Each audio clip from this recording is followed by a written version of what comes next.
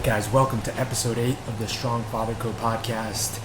Really excited to debrief my 70.3 half Ironman. So if you guys didn't check out the last episode, episode 7, talked about the race that I had coming up, the build up, kind of some things that were on my mind, some things that, I was shooting for, some goals that I had. And yeah, I promised giving a full kind of rundown of how the race went. And my goal is to, hopefully have some takeaways for anyone that's listening that's maybe thinking about getting into triathlons, has an actual race coming up, or, just kind of wants to hear how the experience went. So super excited. Also have this fancy new webcam that I bought. So if you're watching on YouTube, the video quality should be significantly better. Constantly trying to improve the setup here. But it was a good weekend. It was a really good weekend. I'm very happy with it. Some good lessons learned. And yeah, just kind of want to share how the whole experience went. Some funny stories. Let's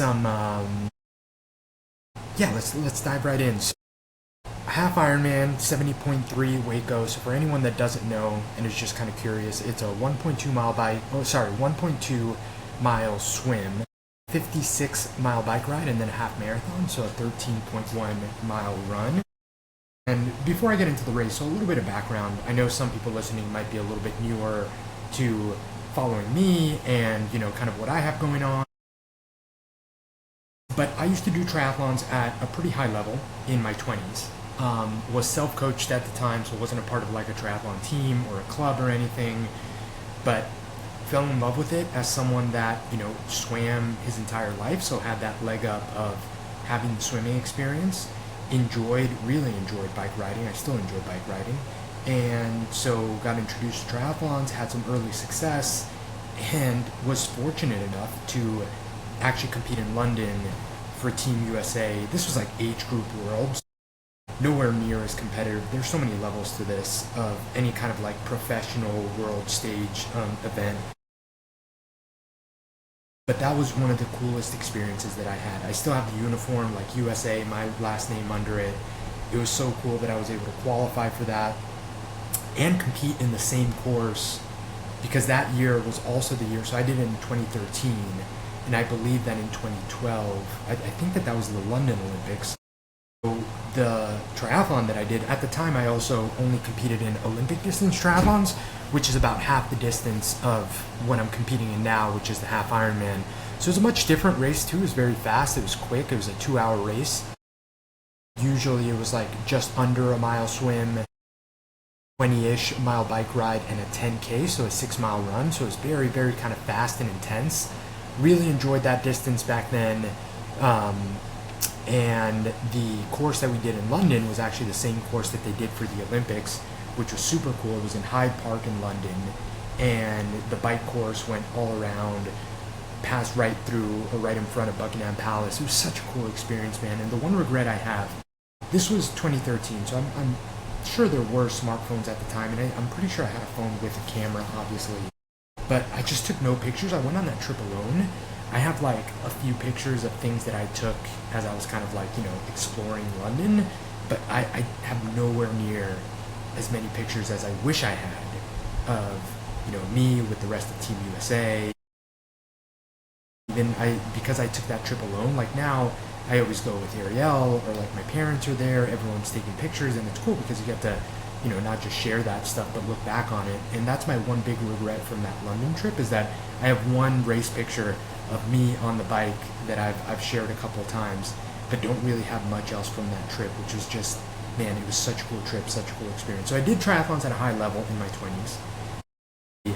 Left it because at the time, and I've talked about this in the past, was 100% bought into this idea that you can either be good at endurance events or you can get strong. And because I got super into CrossFit and strength was a weakness of mine with my endurance background, I thought that I had to completely stay away from any sort of like distance sports, any sort of endurance, to try and get strong. And maybe there's some validity to that in the moment, because I was such a disproportionately, talented, or disproportionately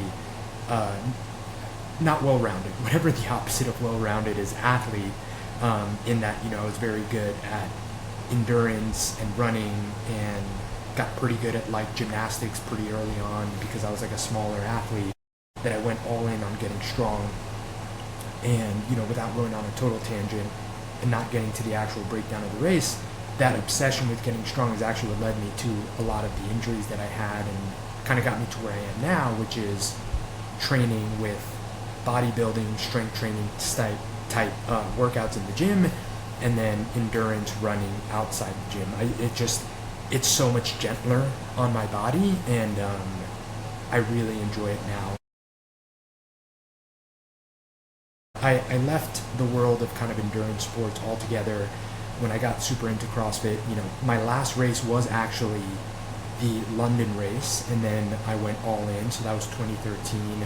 I was 13 years ago, so yeah, I was 22 at the time. And just now, I started running again. My wife was pregnant with our second. I was having like some anxiety that was keeping me from sleeping, so I started going running early in the mornings. Getting back into running when you haven't for a while is a very frustrating experience, because anyone that's been a runner in any way, shape, or form in the past knows that feeling of being fit and being in shape and just kind of how it feels so effortless. And when you try to get back into it, you know what that feeling feels like. Heavy, and everything feels cumbersome, and it just feels hard. And so getting back into running is always something that's been frustrating. But I think that because when I got back into running this time around, coming up on 2 years ago, because I did it with absolutely no pressure to perform or race, like I was literally like, I can't sleep anyway, so I might as well go out and get some runs in. I think that that's what allowed me to slowly build up my mileage and slowly build up my confidence and really get to the point where I was like, oh, maybe this is something that I want to actually. And so I started running again. I did a relay triathlon with my college buddies, which was super unexpected. And that was a half Ironman. I did the bike length. A bunch of my college buddies, we put 2 teams together and did that. And that was tons of fun. So that kind of got me excited for the sport again. I was like, hey, maybe I want to do this again. So I signed up for a half Ironman last year. I spoke about this on the last episode. I had a flat tire. I had a whole, 40-minute ordeal that kind of took away from that experience and definitely didn't let me, cross the finish line with a time or an effort that I felt was indicative with the prep and training that I had done.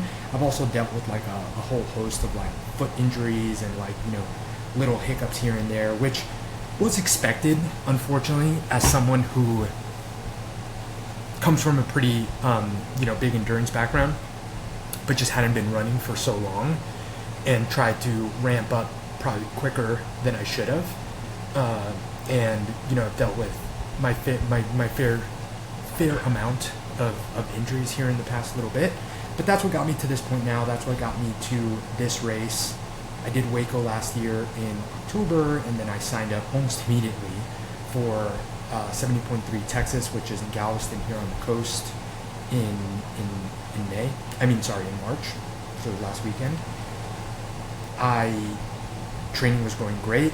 Again, I had like a little hiccup with an injury, but was able to kind of get through that.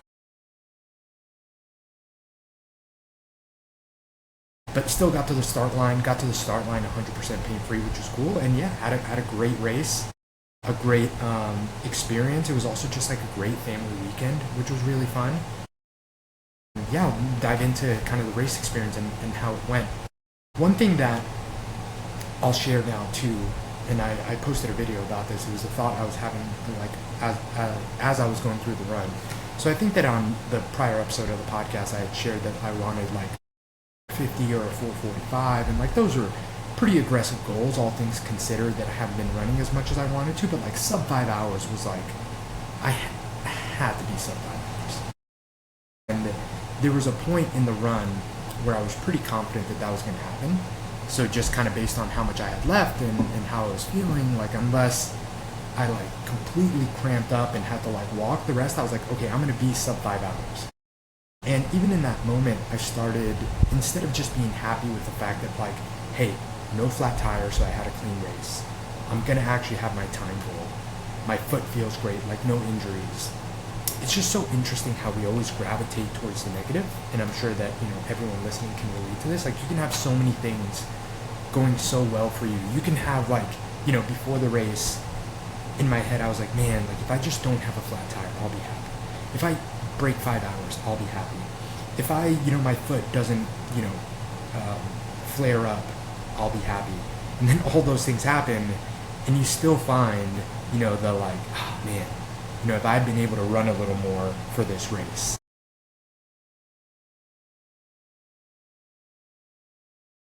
Have not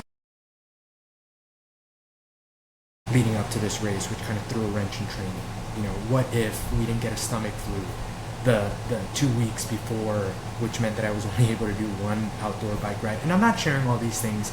I hope they're not coming off as excuses, but the one realization, and this is what I want to share now, and I shared on a video that I posted on Instagram, is just this like mindset shift that like there is never going to be the perfect training block. I think that that's something that has led, personally for me, to a lot of like frustration and disappointment, which is so silly, right? Like, I'm not a professional athlete. I want to compete at a high level, but high level for me means like I want to be never going to be a pro. I'm never going to, win one of these races. Like, I would love at some point to qualify for Worlds. Again, I would love for that to happen. And I would love to like be on a podium for my age group, which, yes, that's very competitive and those are some pretty aggressive goals, but it's not like any sort of like life-changing performance. And I think to have this pressure or expectation as a father of two, one on the way, building a business, plenty of responsibilities, a lot going on, to have this like expectation that there's going to be a 3 to 4 to 5 month span where I can like double down on my training uninterrupted and not have any curveballs thrown my way. Like, even saying that out loud, like, it's so preposterous. It's so silly. I forget what the saying is, but like, your satisfaction is like your expectation minus your result or whatever. But there's some truth to that, in that like, if that's my expectation as I try and get back into this sport competitively, of course I'm just gonna be frustrated and disappointed all the time, because that is so insanely unrealistic. And that learning for me, I think, was pretty powerful. And I can say, and I'm sure it's not going to be perfect. I'm sure there's still going to be times where, as much as I'm saying this now and be like, man, like I wish X wasn't happening so I can train consistently. But I do think that I've matured and turned a corner on just appreciating the fact that like the perfect training block just means that like, hey, I can get to the start line. I can get to the start line pain-free. I can get to the start line and compete and not outside of my control,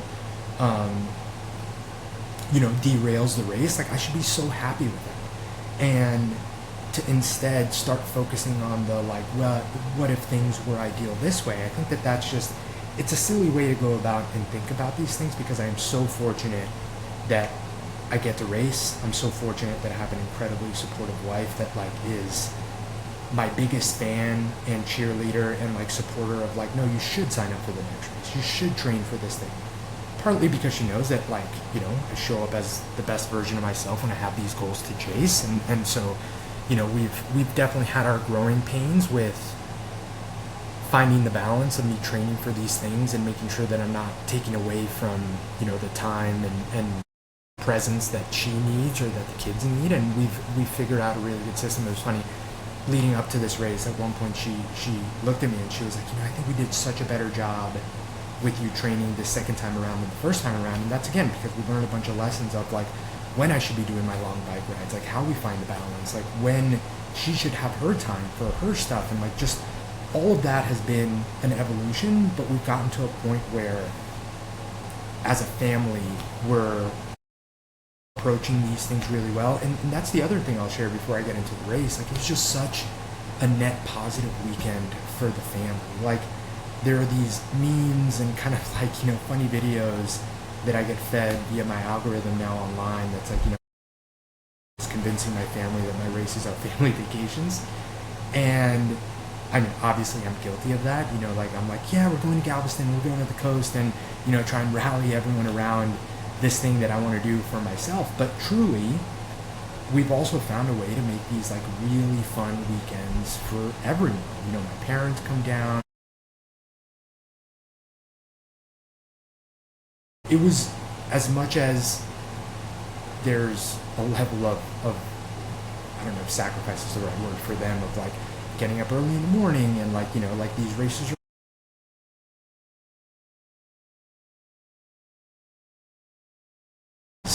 just really positive experiences for everyone. And I try and be very intentional about that when I plan who's going to go, making sure that my parents can come because they enjoy it. I enjoy spending time with them, but they're also very helpful with the kids.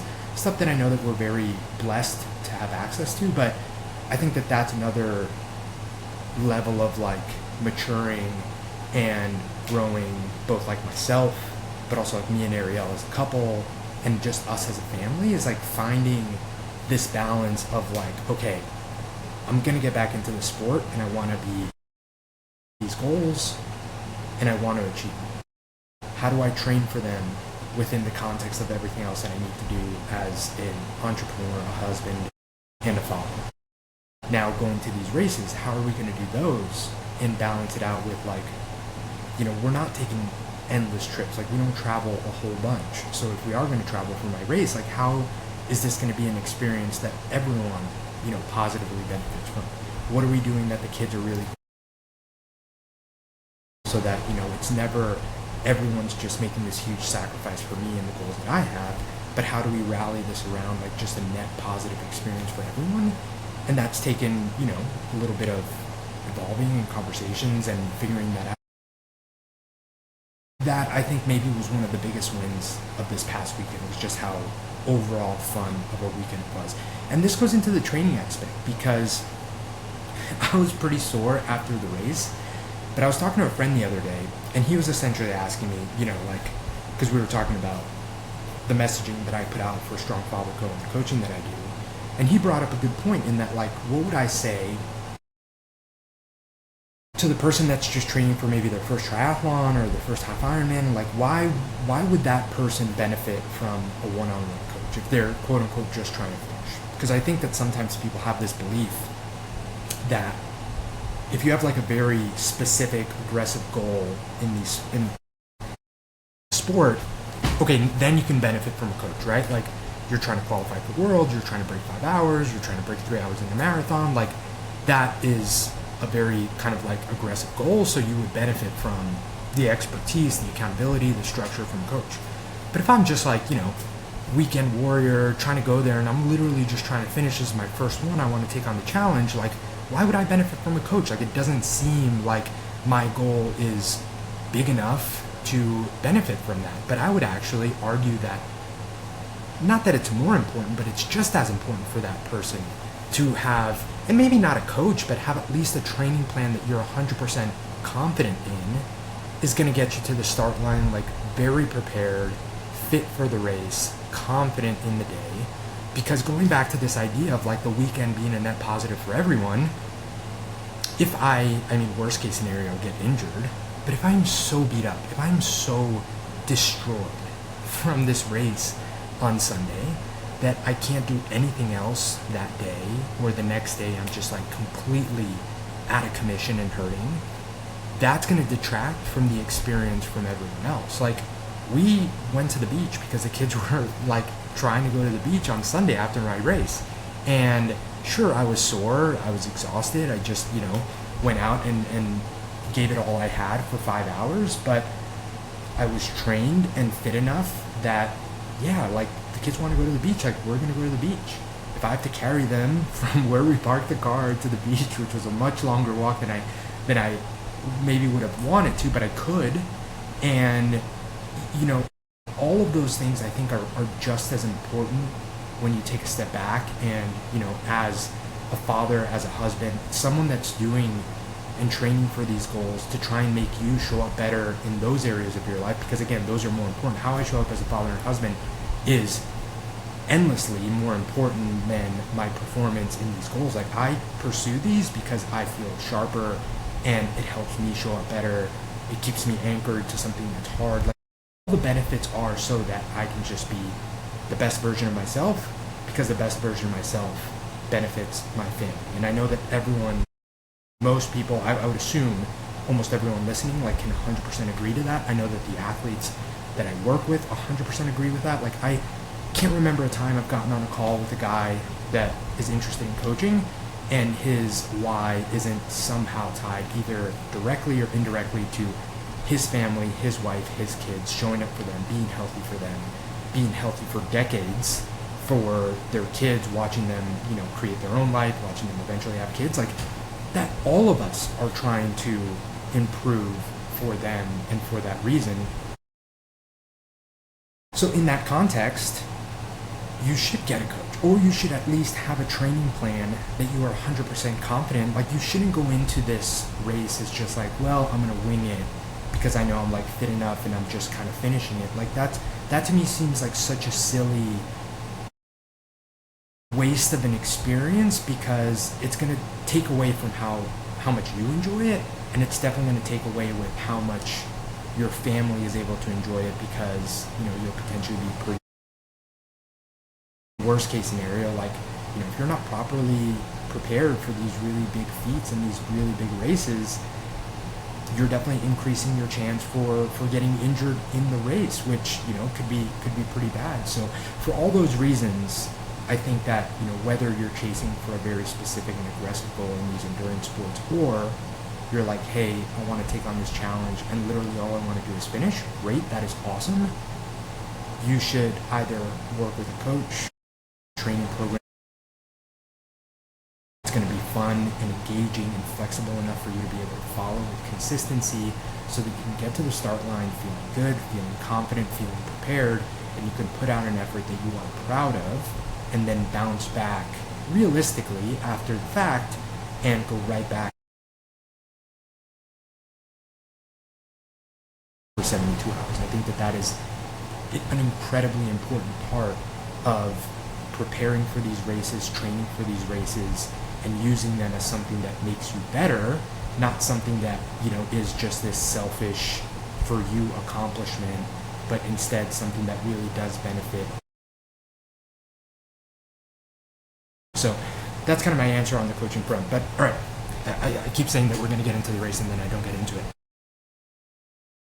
So race morning, so I never get good sleep the night before the race. This has been like all of my life, and it's actually pretty standard. So I think the first kind of takeaway that I want for people is that don't expect, just because of the buildup, and even if you're someone that doesn't generally self-identify as someone that's like very like high anxiety about these events or like whatever, there's so much buildup to training for your first marathon, training for a 70.3, or even like doing your second or your third and having a specific time goal. You might not realize it, but there's definitely a buildup, and there's going to be some race day nerves that are, in my experience with people that I've talked to, and definitely for myself, going to impact your ability to calm down and mellow out and get like a really good restful night of sleep the night right before your race. But here's the thing, that's okay. So the actual night before your race, obviously, you don't want to be pulling an all-nighter and not sleeping all night, but not getting 8 hours of sleep, 9 hours of sleep, like whatever. I feel like so many people, like a common beginner mistake is just like the night before the race is the most important, like you want to be in bed super early, and that's going to be when like that rest is going to be directly proportional with how prepared you are to race the next day. What might happen then, what's happened to me, and I know happens to other people, is because you have that expectation, and then you're just so wired, you're thinking about the race, you're excited, and you end up not getting that sleep. Now it's in your head that like, oh my God, I didn't sleep good the night before. This is going to impact my performance. And so much about like putting a performance that you're proud of is like, how confident are you that you're ready to do what your fitness should allow you to do. So go into it knowing that like the night before isn't going to make or break your race at all. I mean, I think that I average like maybe 4, maybe 5 hours of sleep before these races, because honestly, like I'm so, and I've tried everything. I tried reading, I try, just doing some breath work. I'm in bed early. Like I've tried all the things, and I've gotten to a point, and honestly, this has been incredibly beneficial for me, where just I know, and my expectation is the night before the race, I'm just not going to get much sleep. Obviously, you want to be off your feet. Obviously, you don't want to be like doom scrolling on your phone or watching TV. Like, you want to do the things to be as relaxed as possible, and at least when you can go to sleep, go to sleep.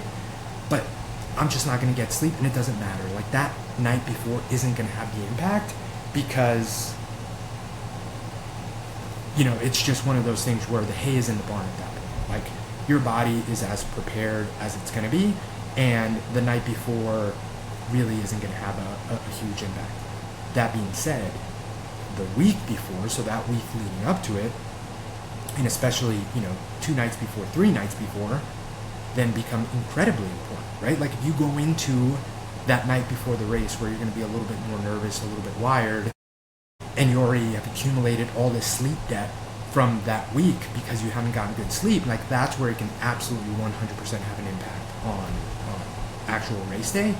So prioritizing sleep the week leading up to it, specifically, you know, 2 nights before, 3 nights before, is incredibly important.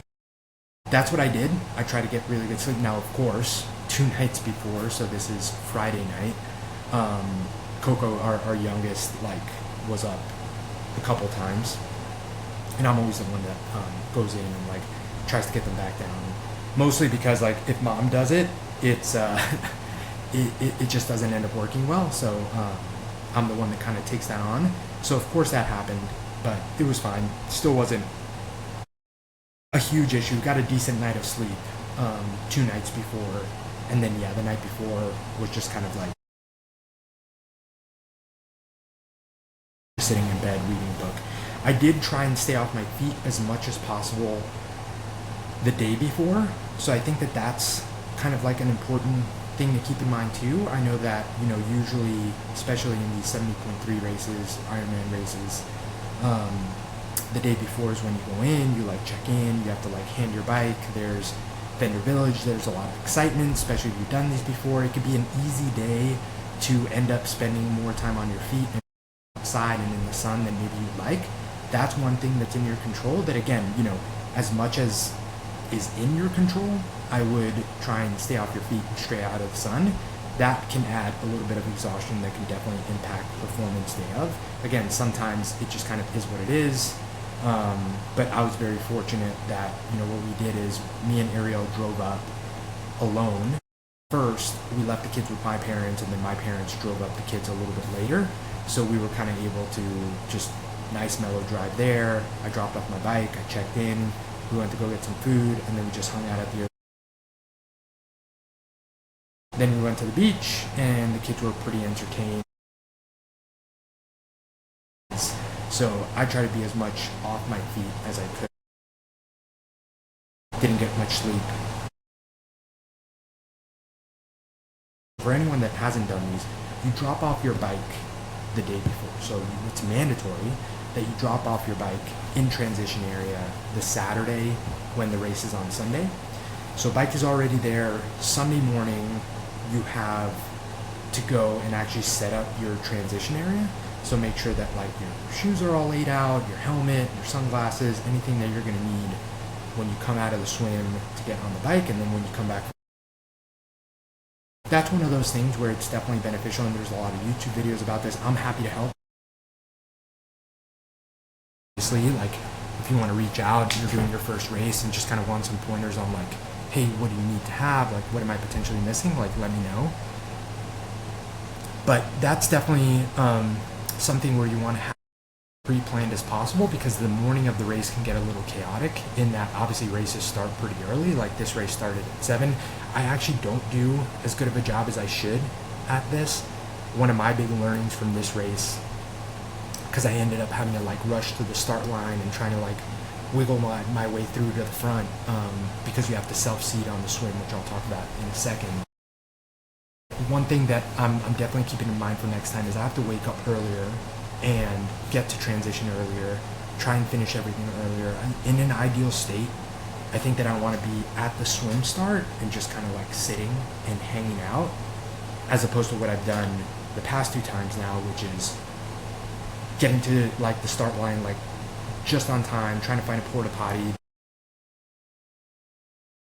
First one's out on the swim, so then I'm like stressing out about like, well, do I go pee one last time, or do I just like, honestly, way ago, I just peed during the swim because I had to. But that just becomes like extra chaos that you don't need right before the start, and it's happened to me twice now, and it's all just poor time management. So that would be kind of my biggest thing, and this is a little maybe unique to me in that I always want to start the swim in the front.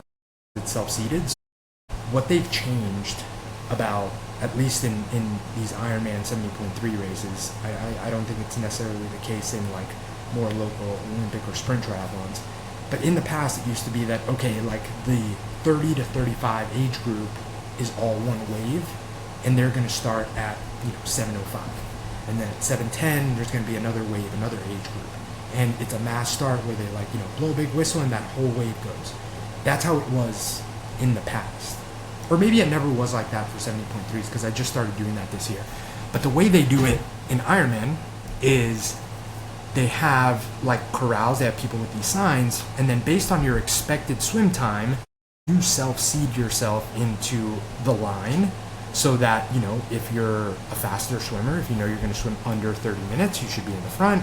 And then they kind of have these like 5-minute blocks where you put yourself in where you expect to finish the race. Now, a lot of people, and this is annoying, but it just kind of is what it is, tend to self-seed themselves significantly faster than they actually are because they think that, and I guess there is, but kind of ruins the whole point of self-seeding.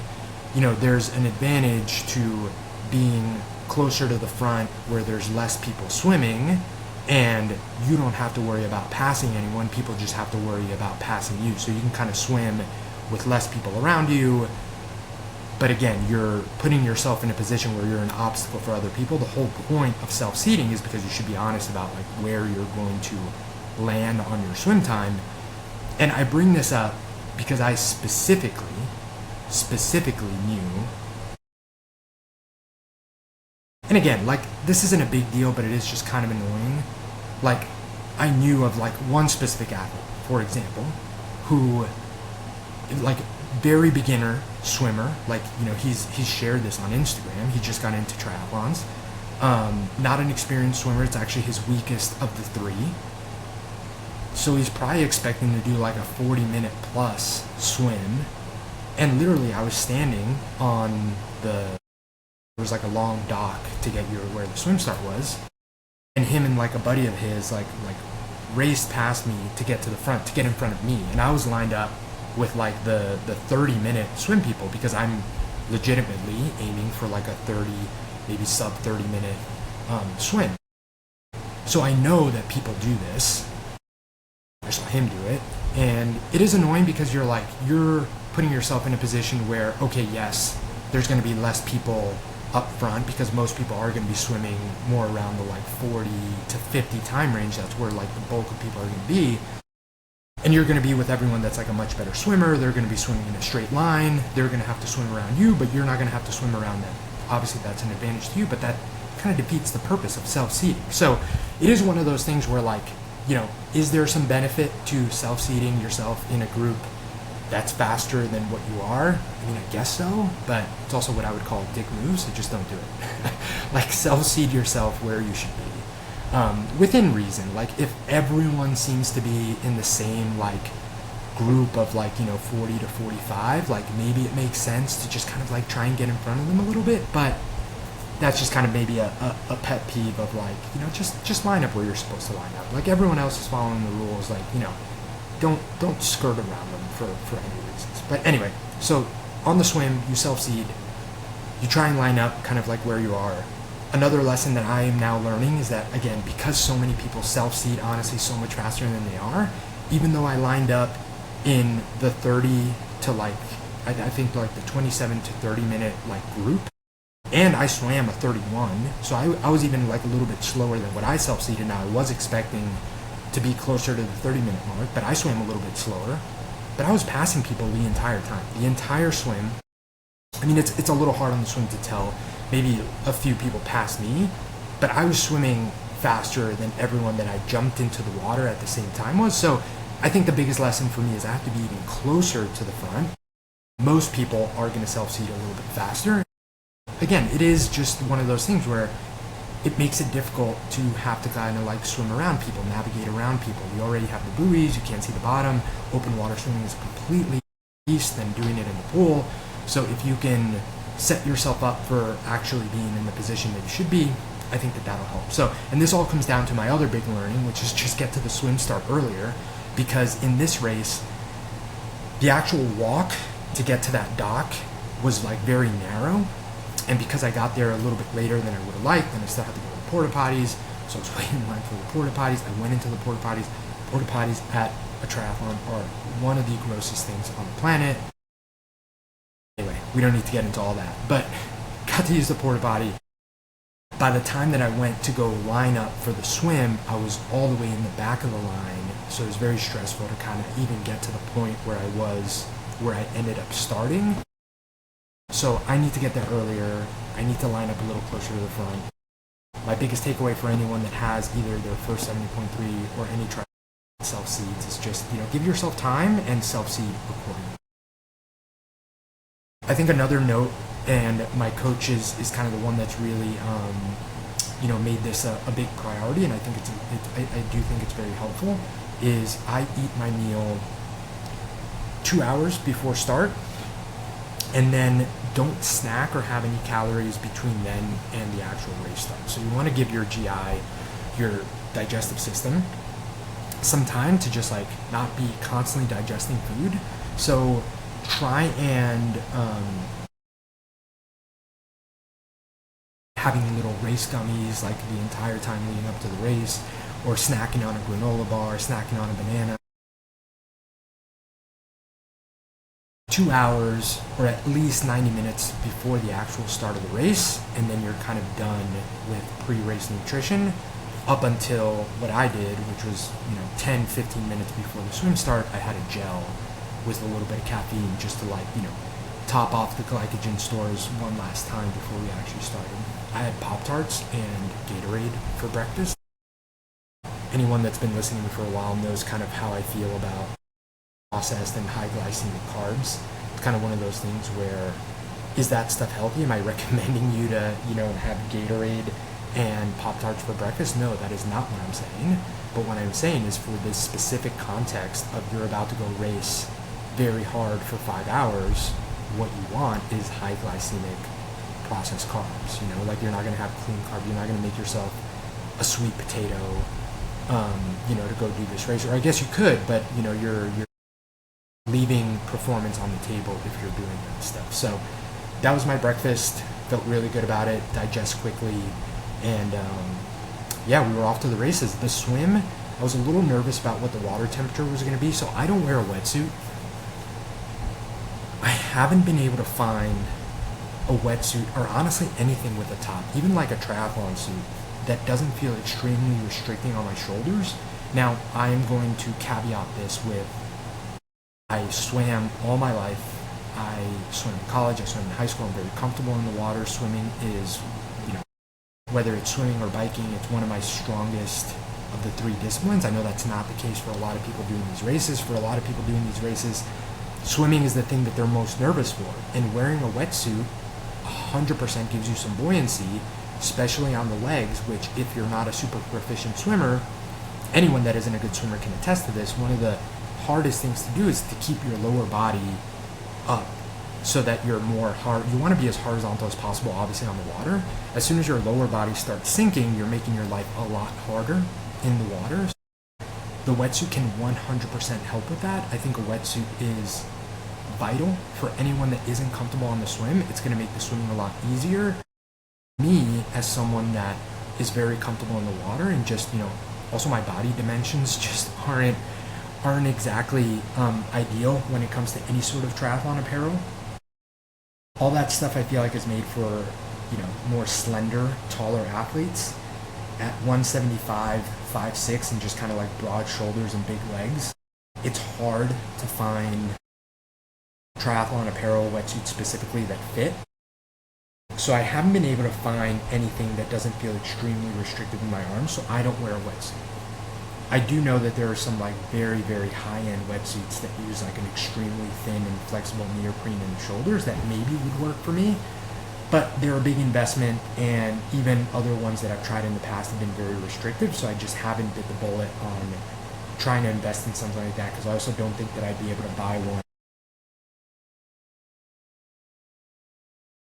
So long story short, have never gone the wetsuit route, so I was a little worried that the water is going to be cold, because it hasn't necessarily been super hot in Texas yet, and we were technically in ocean water. It was a bay, but I was worried that it was going to be cold, but it wasn't. Water temperature was 71, ended up being super comfortable. Did that in just my tri-shorts, felt good on the swim. The one thing that I would say about this race, and again, I've only done two 70.3s, but the one thing that I'd say is like everything felt long. Like, I don't know if it was the time between doing my last one and this time, but I felt like the last time that I did one, and again, this is when I had the flat tire and everything, so everything's a little bit skewed, didn't feel as long as this time. I felt like I was in the water, and you know, maybe this isn't the most comforting experience for me to share for people that aren't comfortable in the water. But I would just like, I would see a buoy, and I would be like, okay, the next buoy has to be the turn buoy. And then I would like keep swimming, and I would kind of pick up my head up to sight, and I would see like another 2-3 buoys in the distance. Damn. Okay. And then I get to like 2 more buoys, and I'd be like, all right, the next one has to be the turn buoy. And then I'd pick my head up, and it'd be like another 2-3 buoys in the distance. Damn it, like how much longer do I have? And like, you know, I wouldn't stop swimming or like breaststroke or whatever to like look at my watch and you know, have an idea based off that. So I was just, you know, swimming until I see the buoys where I have to turn. I guess one thing as I'm talking about this that I can do a better job of in the future is really look at the race map, count the buoys, and have like a pretty good count of like, all right, it's going to be 4 buoys to the first turn, 6 buoys to the second turn, and then you're kind of coming back in. That could give me maybe a better. The swim definitely felt long. I felt comfortable the whole time, and you know, I was passing people, but it wasn't like super crowded, and so the swimming felt good. Come out of the swim, look at my watch, saw 31 minutes. That was a little surprising, in that the swim felt so good, and I've felt so good swimming and training this time compared to my last race that I was honestly expecting to be sub 30. So that was kind of like a pretty early in the day.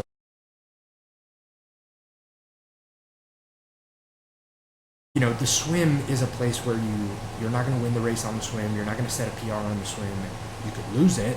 You know, you could potentially go off course and lose a bunch of time there. You can go out too hard and, you know, burn too many matches.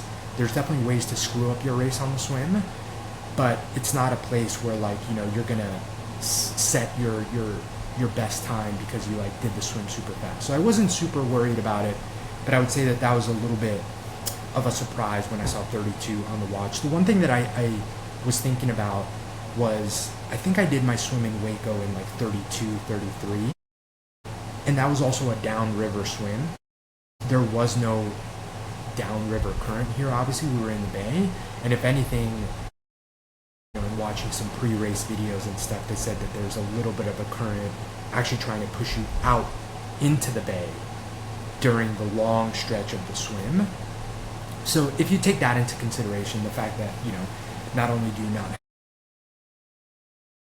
slightly against you in this race, felt pretty good about, you know, the 30 minute.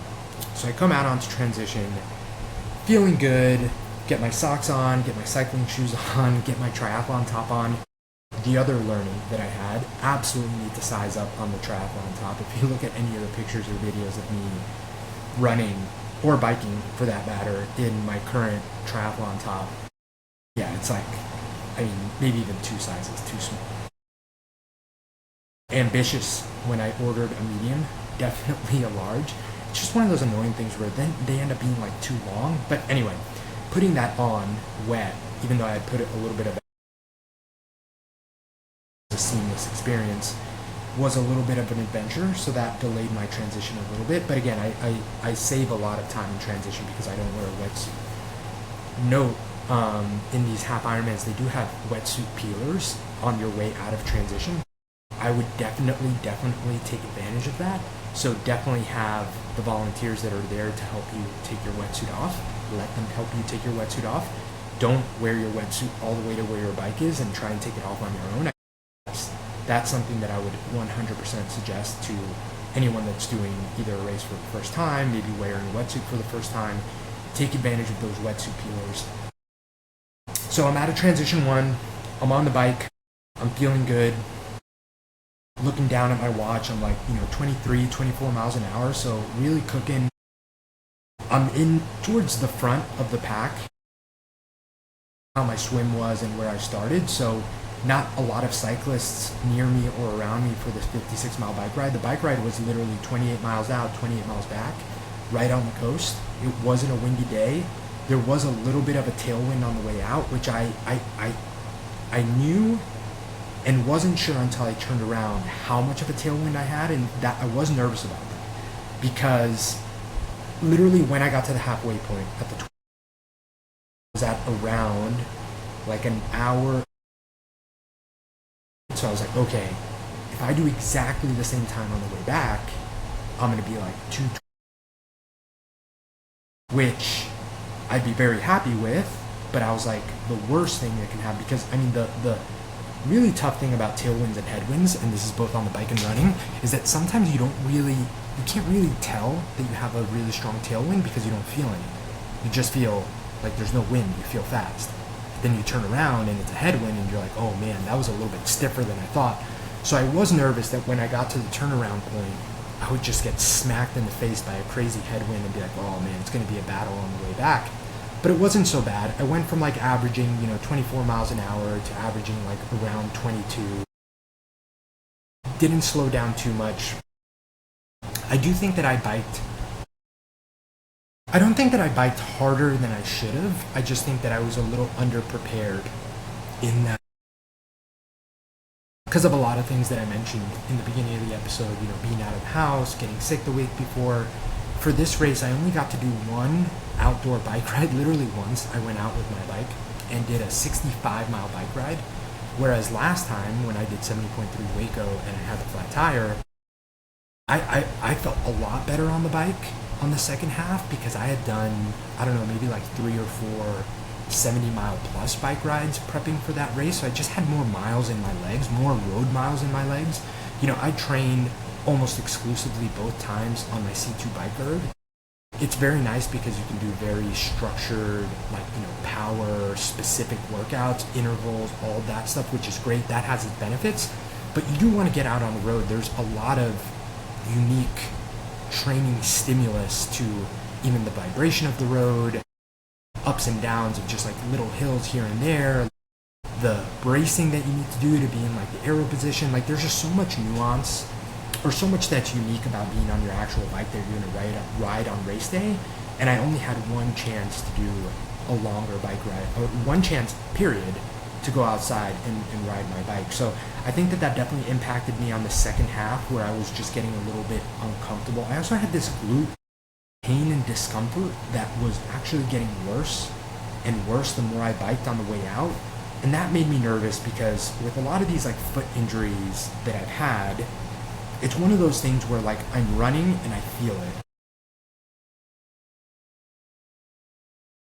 And in my head, I'm just like, well, if I keep going, it'll eventually go away, which is, even saying it out loud, it's so stupid. And then eventually it's like really, it gets to the point where I have to stop, and that's happened both with the plantar fasciitis and with this, last kind of like stress fracture or whatever. So I was really nervous about this glute pain on the way out on the bike, because it wasn't getting better. And I was like, man, I just hope it loosens out and goes away. Which, to be fair, if I was training, I think I would have stopped, because I am trying to be better about playing it safe with these things. And like, hey, if something is uncomfortable and getting more uncomfortable the more that I do it, as opposed to getting better the more that, we get some safe.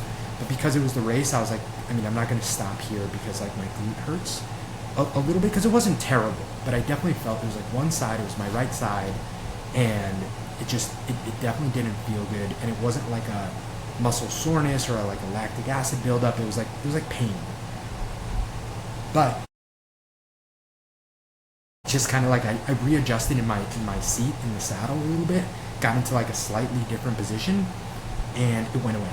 So sometimes it does just go away. My glute was very sore the day after, and the day after step ups today, and it's definitely not injured, it's not hurt. So it is just one of those things where maybe I was in a weird position on the bike. I don't know, but I did have that pain on the way out. On the way back, felt a lot better. Came in 227. Started cramping a little bit though as I was finishing the bike ride, which was a definitely a red flag. You know, success in these longer triathlons isn't so much about your individual, like, okay, how good your swim, how good your bike, how good your run. And this is going to be incredibly obvious, but I think it's worth restating because it's an error that I've made several times, so I'm sure other people have made it as well. It's so much about how good you are modulating your effort, pacing your effort for what's a very long 5, 6, maybe even 7-hour race. So I do think that one area of improvement for me, aside from just, you know, having more road miles, so I'm a little bit more prepared for the bike, is, you know, I felt really good at the pace that I was going at, and I was passing people, and that felt good. And every time I feel like I pass someone, the last thing I want to do is pass them and then, like, you know, decrease my pace and make them feel like I just passed them so that now they have to pass me. So I feel like every time I pass someone, I would like hammer just enough to like actually get away from them. And so I do think that I burned a few too many matches on the bike as well, because I was getting a little uncomfortable in the saddle with like 10 miles left, which again, I think was part of like. And so I would get out of the saddle, I would stand up on my bike to pedal a little bit. And as soon as I did that, you know, and this is last 10 miles of the bike ride, I would start cramping, like my quads would start cramping. And as soon as I sat back down, it would go away. So it wasn't like a big deal. I didn't have to stop. I didn't really even have to slow down, but I couldn't stand up, and that wasn't a good sign.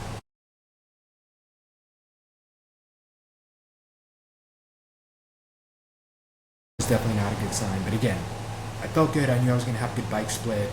Obviously, different muscles are going to work on the bike than on the run. So I was still hopeful that, you know, come the run, I was going to be able to kind of like ease into that, find a pace, and, you know, avoid the cramping altogether.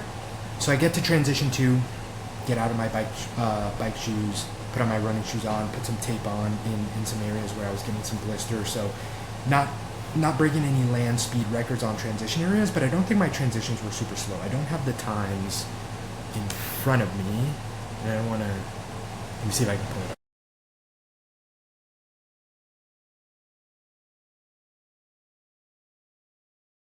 Yeah, perfect. Okay, so transition 1 was 4 minutes and 4 seconds. That's pretty slow, honestly. I think that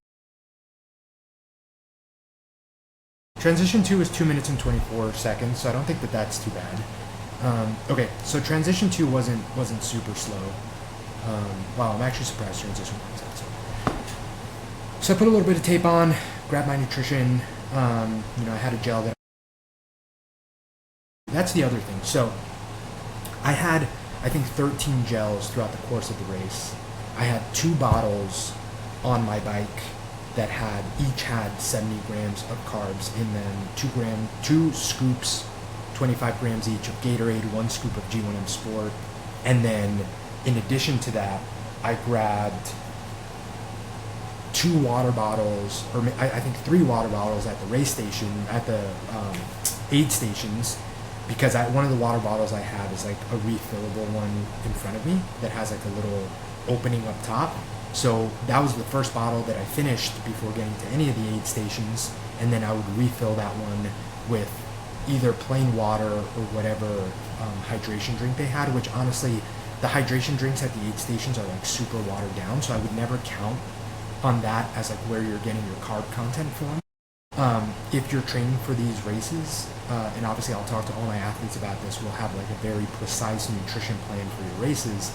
Don't count on the aid stations for your nutrition, because There's a lot of uncertainty there. You want to make sure you're using stuff that you've used in training. You want to make sure that you have access to it, like worst case scenario, especially on the bike. I think on the run is a little different, especially if you're doing these bigger 70.3 events, because they don't tend to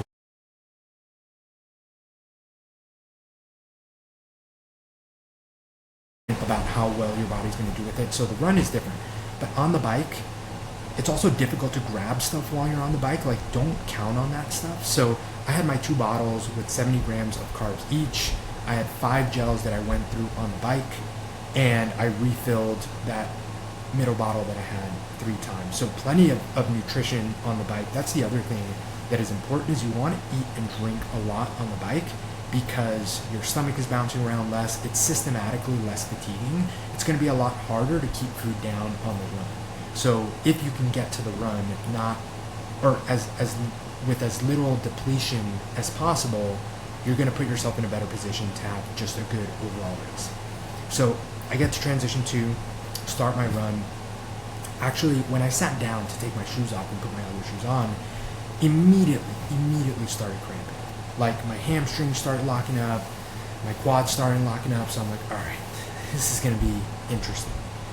I think that the helpful thing there was, honestly, the experience of cramping in the past, I think was helpful, in that, like, I knew that if I just ease into it, there is the potential for it just, like, going away. Like, I think if you haven't had cramps before, really bad cramps, getting them for the first time can be pretty alarming.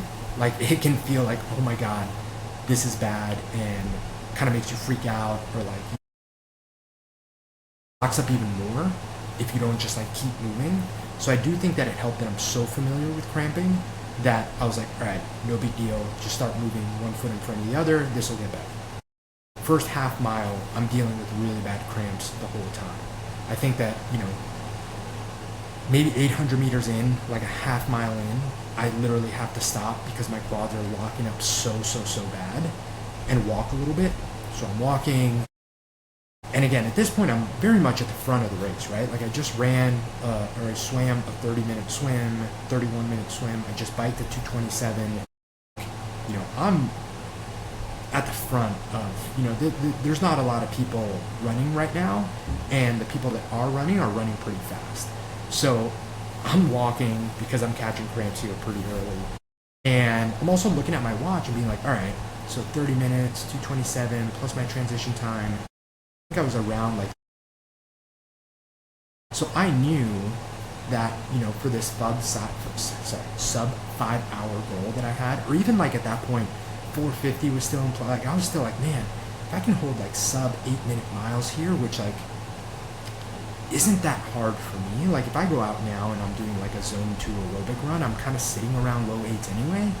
So in my mind, I'm like, man, like I have a good buffer here for this run. But then immediately, you start cramping. I'm walking a little bit. My first mile was like 10 minutes and something, I think, because of how much walking I had to do. But luckily, once I got past like a mile and a half, I started loosening up a little bit, was able to kind of get down to like a 7:50, 7:45s even. And my plan from there on in was run aid station to aid station, walk the aid stations. Walk the aid stations both so you can get like a little bit of rest and reprieve and hopefully not start cramping up again. And also just because it's obviously easier to like grab what you need to grab some ice, grab some water, grab some electrolyte drinks, grab a gel, and kind of keep going. There was the first rest stop, I started cramping again, my hamstrings started going. But again, after that, I pretty much loosened up, and then it was just kind of like definitely a slow paced run, and it was a pretty hot day, so just kind of like one step in front of the other, 1 mile at a time, like, let's just get through this. But the funny part was, in my mind, I definitely went through that evolution of, right, like sub 450, and then I was like, sub 455, and then by like the halfway point, I was like, all right, just break 5 hours, like just break 5 hours at this point. And sure enough, got it done. The last 3 miles, so the run was 3 loops. First loop was brutal because I was cramping in the beginning, and because my pace was so high because of all the walking I had to do, I was like, man, this isn't going to be good. At that point, I actually was like, I'm not even going to break 5 hours. Like, if I can't get this cramping under control, like, and I have to walk this whole half marathon, like, that's going to blow up my race, potentially worse than the 40-minute flat tire blew up my race last time. So I was a little bummed in the beginning, but I was still hopeful that it would loosen up and I would kind of be on my way. The second loop, huge second win, because the cramping went away and I was able to really push.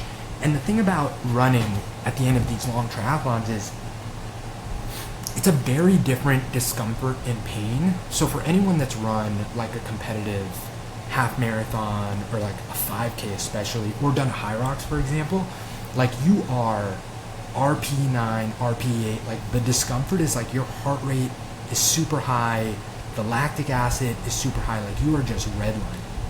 These runs at the end of these longer triathlons is different because there's just so much systematic fatigue at that point. At least, you know, obviously once you're significantly fitter and can kind of like, you know, approach a half marathon at the end of this race with the same kind of intensity as you would just a regular half marathon, then this doesn't apply. But for most of us, you know, regular Joes, we're forced to slow down so much at the end of these races that it's a very different push, it's a very different pain. Like, I'm keeping myself slow enough that like my legs aren't going to blow up and I'm not going to start cramping, which for in terms of like heart rate and respiratory rate, like I was pretty in control. Like that didn't feel hard. It didn't feel like I was redlining. It just felt like I was like trying to get 1 mile and 1 mile, get to the next aid station without just like completely falling apart in terms of like cramping and having to stop. So that made it a little bit of a different challenge in that I felt like at any given point I could really pick up the pace and go like 7:15 or 7, but I just couldn't do that because then immediately I would start cramping up. So a little bit of a frustrating kind of battle on that second lap in that like I felt good, but even though I felt good, I couldn't push as much as maybe I would have wanted to because, you know, my legs would start cramping. So that was lap 2. Lap 3 was just a battle because at that point, the heat, the exhaustion, being, you know, 4 hours and 40 minutes into the race or whatever, I was pretty cooked. So the last 3 miles were a battle. That's when it just gets so long. Like it's one of those things where early in the race, every time I look at my watch, I'm like, because every rest stop was 1 mile apart. So I would try not to look at my watch until I was pretty close to when that next mile was. And by the time I looked, I'd be like, you know, definitely over half a mile in, maybe even 3/4 of a mile in. It felt like, all right, the rest stop is right around the corner. The last 3 miles just get so long. Like you look down at your watch and I'm like, all right, I gotta be at least half a mile in to the next rest stop. And I look down and I'm like 0.2. And it just like, it feels like you're not moving anymore for that last lap, which was pretty tough. So definitely became a battle towards the end. There was a spot where I would see Ariel and my dad every lap. So on the first lap I saw them, and you just get such a boost when you see the people that are there to watch you go. So that was really nice the first lap. And then the second lap I saw them and I was like, all right, let's go. And then on the third lap, I knew that I would come up to where I would see them when I had like a mile. So I was like really looking forward to that. I was like, just get to where they are. Just get to where they are. That'll give you a little boost. You'll know you have less than a mile at that point. It's just like, that'll get you to the finish line. But of course they weren't there because at that point they had already gone to the finish line to watch me finish. So that was just like a little bit of a mind, oh man. I got there, I turned that corner, I remember it vividly, I turned that corner like expecting them to be there. And I was like, oh no. And then it quickly clicked that like, okay, they're probably just at the finish line, but that was tough. That was tough because I was so counting on that pick me up at that point, and I needed it, and it wasn't there. And then I was like, wow, well, all right, well, you got less than a mile to go. And at that point too, you know, I finished 4:57, so pretty safely under the 5 hour block. But I was so worried that if I slowed down, I would start cramping to the point where like I would have to stop and I was just playing in my mind, like getting this close to this goal and then not being able to do it just because I blew up at the end. But luckily, didn't end up happening and crossed the finish line, 4:57, was so sore at that moment. And but best feeling in the world. Best feeling. Like the kids were there, my parents were there, Ariel was there. Everyone was just so pumped, and yeah, it's a good race. It's a good race. We've gone well over the hour. I hope this was helpful. You know, some of the big learnings, again, giving yourself plenty of time in the morning, having a good plan of what to bring, and how to set up your transition area. Knowing that you might not get the best night of sleep the night before, but that's okay. Prioritize sleep and hydration kind of the week leading up to it. That's more important. Getting plenty of practice on the bike on the road, not just, indoors, so that you're confident and resilient. Not biking too hard, because pacing is everything in these long races. Having a very clear nutrition plan, how much you're going to eat, how much sodium you're having per hour, how many carbs you're having per hour, and then making sure that you execute that on race day, especially on the bike when you're able to eat a lot more. And then, yeah, just really battling through the run, because that's where the battle is going to be. So I hope sharing this was useful. I had such a great weekend. It was such a fun time. My plan is to do Waco again. So that's in October. I'll do the other 70.3. And then the big goal is, I think I have the confidence now. And it's so funny. This is also a meme. Is, you do a 70.3 and you're like, oh, I could totally do the full. Not thinking about it's literally double the distance, which is a big difference. But I think that with a little bit of time, giving myself a year here, the full Ironman Texas is every April, and we'll see. I'm not hard committing to that one yet, but I did book an Airbnb for the entire family for Waco in October. I did that race last year. I'd love to do it again. Haven't signed up for the actual race yet. We're having our third kid in August, so definitely have to see what things look like come September. But right now, loosely thinking about, honestly, I'm probably going to do it. If I'm being honest, I really don't see there being circumstances where we won't just make that work. And I have a few athletes that are doing Waco as well. I have a couple guys that are thinking about doing Waco here locally in Seguin that I'd love to get a group just training for that and going to do that. So stay tuned. And obviously, if you're thinking about doing any of these fall races, there's so many fall 70.3s. And you want to talk about coaching. Because one of the really cool things that is also a win about this race is, I do really enjoy this hybrid approach to training. I enjoy the fact that I was able to go out there and do that race, but also the same week leading up to it, my bench press is up to 285. I took that picture, after my swim, and really, really happy with just where my physique is. You can have all of these things. You can look the way you want to look. You can be strong, because who doesn't want to be strong? You can train for these big endurance events and feel confident and proud of your fitness level and how you're going to be able to perform.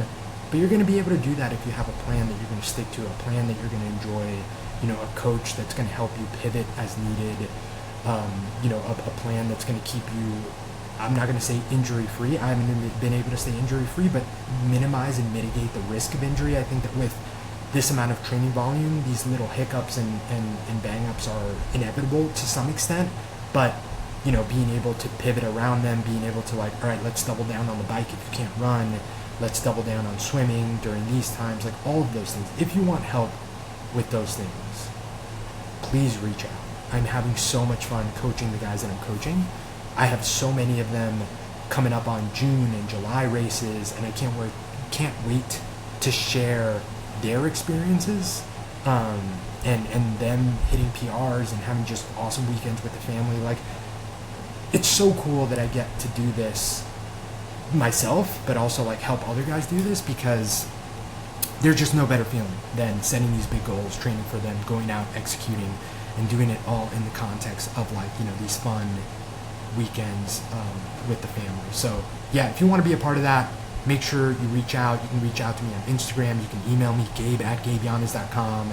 I'm currently talking to a decent handful of athletes, because we're kind of at that 5-month, 4-month training block phase for a lot of these fall races, whether that's marathons or 70.3s. So yeah, if you're thinking about that, reach out, let me know, let's get a plan together, join the team, and yeah, till next time. Thank you guys for checking out the podcast. If you haven't already, please subscribe, rating, review, drop a question in Spotify or wherever you're listening. I look at all those comments and I get back to you guys, and yeah, I'll keep you posted. I guess the next thing we can talk about is I have my marathon coming up. Haven't been running anywhere near as much as I'd like to because of the foot injury. So we have 7 weeks here to, go from essentially no running.